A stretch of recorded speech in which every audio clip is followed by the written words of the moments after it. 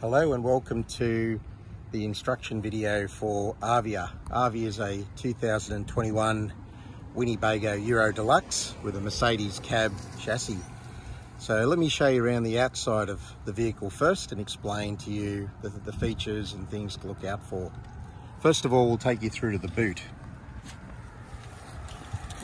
To open the boot lockers, you need to make sure that you press both buttons at the same time and then it opens.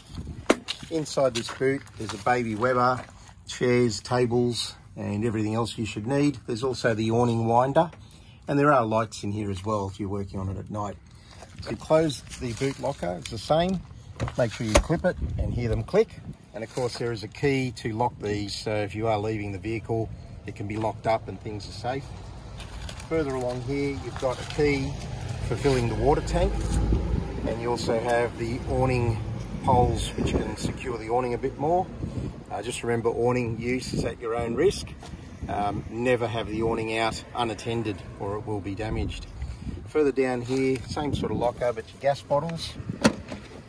You can easily clip it up here to hold the door open. And you'll see that Avia has two 4.5 kilo gas bottles. One's in use at any time and one's spare. Gas is included in the hire. If you need to refill it, just send us a receipt and we'll fix you up. So that's the gas compartment. Further along here, you have another compartment with all the hoses. So again, we clip the door open to keep it open. You have a short grey water hose.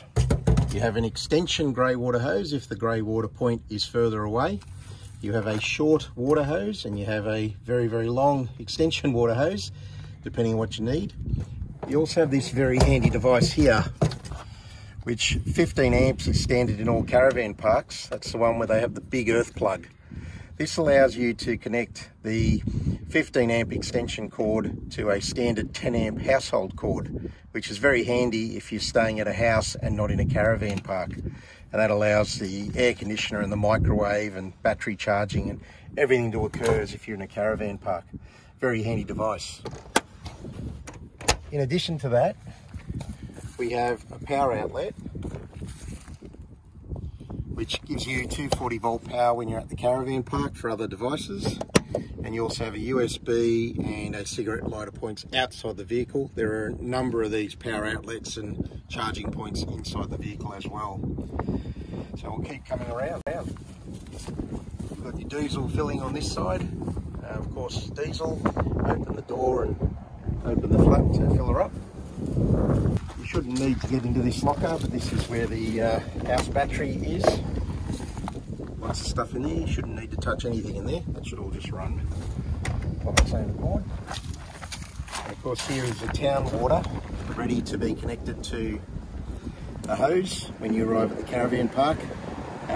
So that's the town water, which means you run off the town water, whereas if you're running off tank water, that's the alternative. If you want to run off town water, make sure you don't turn on the water pump. If the water pump's on, you will use a tank. If the water pump's off, you will use town water. You have another access here to the boot on the other side. Gas outlets which get hot, so don't put anything against them. And this is the point here where you plug in the 15 amp cord to plug into power when you reach a caravan park. And of course, this is the toilet hatch for the toilet cassette. Again, two buttons to open it. And remember, to get the toilet cassette out, make sure you clip up this little latch down here. The little blue clip should be up. Then the cassette will come out. And of course, when it comes to dumping the cassette, it's a simple process. You put this out, take off the cap, and then when you do tip it up, make sure you press with your thumb the air release valve, which is very important as you tip it into the dump point. Tip it in, give it a good rinse, and tip it out again. Replace the cap, turn this back in, then you're free to replace the empty cassette. When you're putting it in, make sure you get the click. Once again, the click. Very important click. Tells you it's in exactly the right spot so the toilet can be used again. Close the hatch. You can lock it, of course, if you don't want someone stealing it. Inside the cab, you'll find pretty much everything in here runs pretty much like most cars, and certainly most Mercedes cars. All the controls are there. The main thing to know that's a little bit unique and different about this is that it has a proximity key. So there's nowhere to put the key. The starter button is around to the left-hand side, under there. The indicators on Mercedes, of course, are on the left-hand side of the steering wheel. And then the only thing that's a little unique you need to be aware of is that the gear shift is on the right-hand stalk. So when you have the proximity key in, you will see park, reverse, neutral.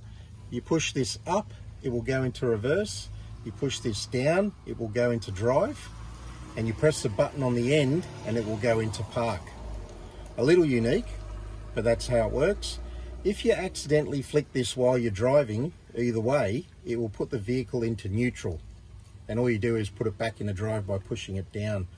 You probably do that once maybe, and then you'll learn the routine. The handbrake is down to the left-hand side of the driver's seat. Again, operates very much like a standard car handbrake. Up the top here, there of course is a reversing mirror, the mirror and reversing camera, which is very handy. That should be on at all times. Gives you a good view of the road behind you and when you're reversing as well. So the cab's pretty straightforward and easy to use. So to enter the vehicle, the door has a lock. That's locked when that black piece is down. And when you want to open it, turn the key. When that's out, the door's open and you can open the door. Comes out on that to a 90-degree point. It does not go any further. You will damage the door if you try to push it any further. The door can be split into a fly screen. That's the lock, deadlock, sorry. The door can be split into a fly screen and a door, or reconnected back to one door. It also has a blind which you can wind down at night time for privacy. So in order to enter the vehicle, you pull out the step. And of course you must make sure that step is returned before you drive off. If you hear a loud beeping noise, that is telling you that the stair has been left out and needs to be pushed in. On entering the vehicle, you can see you got the dining area which has the seat belts. 4 full lap sash seat belts. The 2 at the rear of the vehicle have the child restraint mounting points. You also have the remote control reverse cycle air conditioning, which operates when you're on 240 volt, and there's a microwave as well which operates when you're on 240 volt. The fridge is a standard automatic Dometic fridge. The controls are here. They're off at the moment, but when that's on, it will automatically select between 240 power, 12 volt power or gas power, depending on what it detects it needs to run on.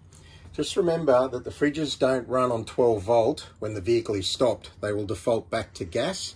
So if that's the case, you need to make sure that the gas bottle is on, or you will get an error message, a warning saying that the fridge is not running. It's okay if you stop for lunch for an hour or two to not have the fridge running, but for any lengthy period of time you need to have it running. You have the TV here with the DVD player. And then just down to your right here you have the oven, which features 2 gas and 1 electric burner. And make sure you have the range hood on when you're using it. And also the sink and tap, which has a little drying area as well for there to use. Plenty of cupboards and cupboard space all around. All the cupboards work the same way. To open the cupboards, press and it's open and you can get in there. Now you can leave it like that when you're stopped, but before you drive off, when you're about to drive off, make sure you clip them all in so that they're locked and it won't accidentally come open. Now the other thing in here is the windows and the vents. All the windows are the same. Pretty much open the clips, windows pop out, they come back in, and you latch them shut again. And then you have pull this down for the fly screen, pull that up for the blind. Or split them apart and you got the window fully open. All the windows in the vehicle operate the same way. The hatch, which is right above us now. The trick here is to make sure you clip these, and that will slide the blind. Clip the keys, that will open the fly screen. Make sure that latch is forward, not back. Then you can open the hatch and let air in, and of course the fly screen of the blind. But before you drive off, make sure you bring it down and make sure you clip this latch to the back position so that it is locked. There are 3 hatches in the vehicle. They all work the same way. Now I'll show you through to the shower and toilet. This latch here is very important to make sure that that is locked for travel. Otherwise the door may fly open and be damaged. So you can open that, unclip, and you're now in the bathroom. So there's a shower which operates like any other shower, hot and cold and adjustment on the shower head. A sink which operates the same as any sink with a flip mixer. And with the toilet, basically if you want to use a toilet, you open this, you slide the grey lever which opens to the cassette, you go about your business, you press the blue button to flush water, and then when you're flushed, you close the grey latch so that you're not getting any connection to the vehicle back to the toilet cassette, and close it, and you're done.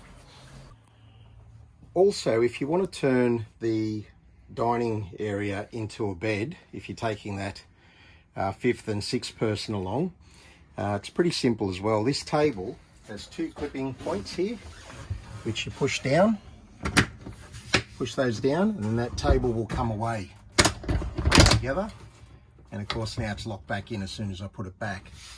Down the other side here, there's a leg which again will fold away, and of course what happens here is the tabletop slips into here on both sides and becomes a bed base. There is an infill cushion which is usually left up here in the top section, which you put in, and that becomes a bed for 2 people, usually children, if you're taking them. But that's pretty straightforward to set up this bed as well. So turning the lounge area into the bed area has a few little tips and techniques to get it right.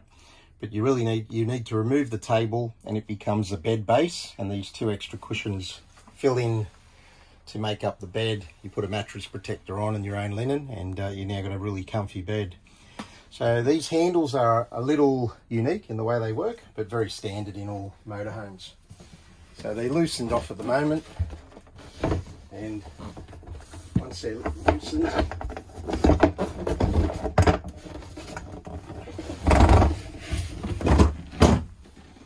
the entire top comes off.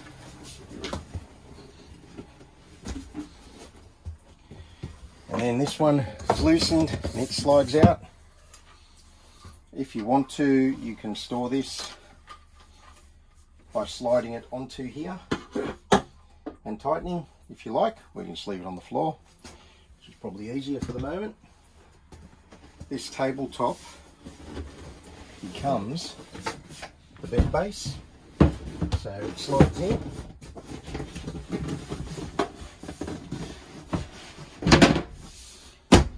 And it's a nice firm bed base.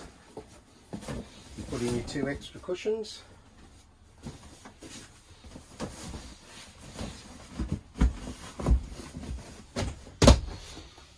And it looks so easy. There is your comfy bed after a mattress protector and all your linen.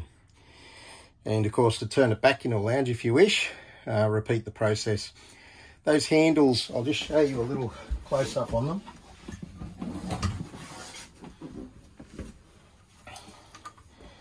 When you turn them and you lever them out to return it, and it pops back in, and then you turn it again. The tip when you're reassembling it is to make sure it's almost back to fully tight, so that when you go to tighten it, there's only about a 1/4 turn to make. If you have it too unwound, you'll be winding and backing off and winding and backing off for a few minutes. So make sure they're tight, take it back a 1/4 turn, then ready to reassemble. So there's 3 of them there, so once you get the hang of that, it is actually a pretty good setup. But you know, you decide whether you need to take it back to being a lounge or leave it as a bed. It's up to you. Well, that pretty much concludes everything we wanted to tell you about Avia, and safe travels. And if you have any more questions, you know where to find us. All the best.